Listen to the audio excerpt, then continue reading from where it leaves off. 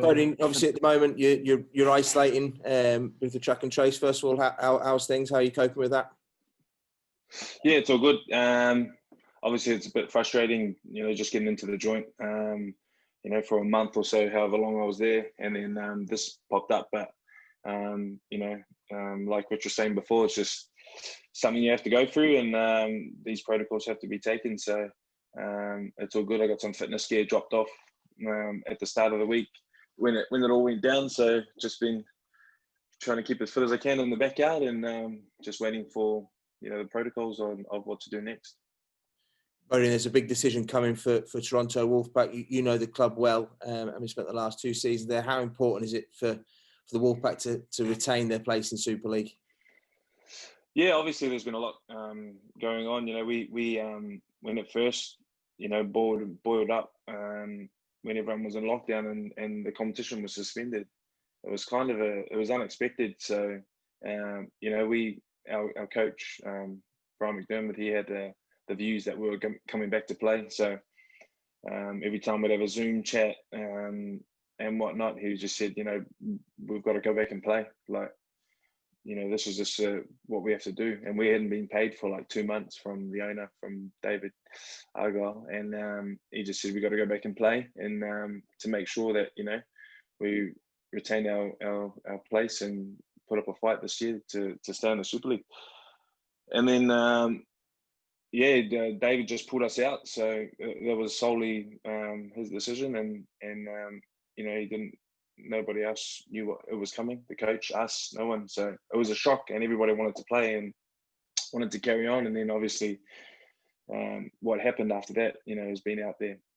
But the importance, I think, of Toronto being in it, I think it's been publicly stated heaps that it wasn't a Toronto Wolfpack problem. Like everything that's going on, the Toronto Wolfpack, the players, the coaching staff, all the backroom people. Like I didn't think the problem was the Toronto Wolfpack as a franchise, as a club, as a whole. The expansion thing, all that. I just think that it was run. A lot of people say it was run not a very good way, in a very good way, especially towards the end.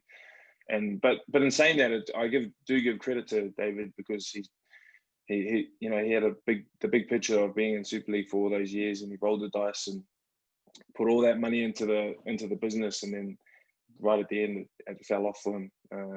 So I think going forward with the new owner and or the new potential owner of Wolf Grooming and that kind of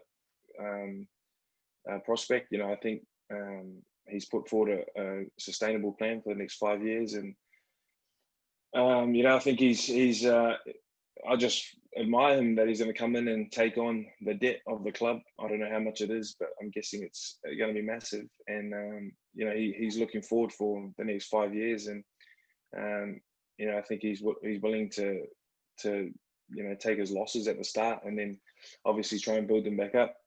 I think that's massive. Like, I know that if I was, or anybody was to go into a business and you say, right, you're going to lose 2 million quid or $1 million quid to start off with, like, that's really rolling the dice right there, I think. So credit to him for putting his foot forward and whatnot. On the expansion side, I think that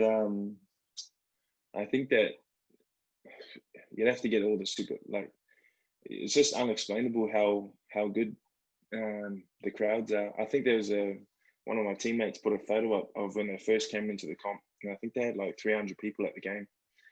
And then there's a photo of the grand final we played last year, and every game was like that. It was 10,000 plus, and the fans are just crazy. And like, honestly, you go to a hockey game, a soccer game, a NFL game, basketball game, there's just millions of people, around the streets. And the expansion, like, of getting rugby league football into a different kind of the views of eyeballs. So eyeballs on our game generates money, and it's going to generate a lot of good things, sponsors and that kind of stuff. So getting that sense of rugby league into a different set of eyes, I think is you can't put a price on it. And it's noticeable the people who've been most impacted by what's happened to other players and the coaching staff and the background, and by and large, comments on social media, else, those guys are still fully behind the Wolfpack and want it to succeed, even though the heartache they've had over the last 6 months or so.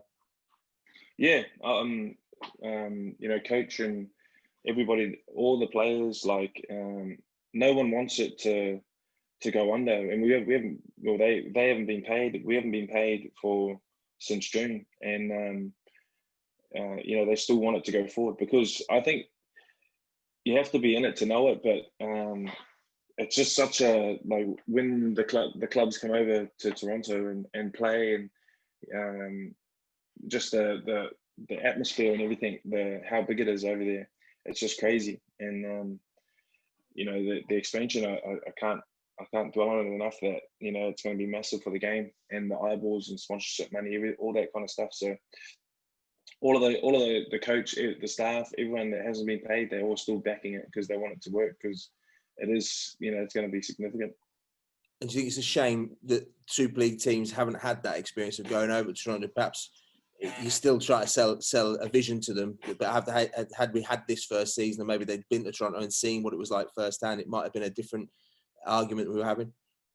Yeah, I think we weren't far off. I think we only had about 2 months or a month and a half to go to our first game over there. But yeah, it is a shame. I've got a lot of mates in different clubs, and there was a lot of mates and wives who already booked their tickets to come over, and you know, they were going to bring their families over for that game and stuff. And it was just a new experience that, you know, everybody was keen on.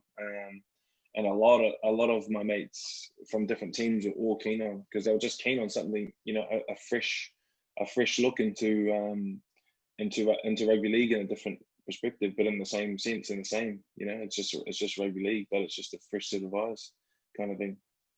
So yeah, a lot of teams did miss out in that sense.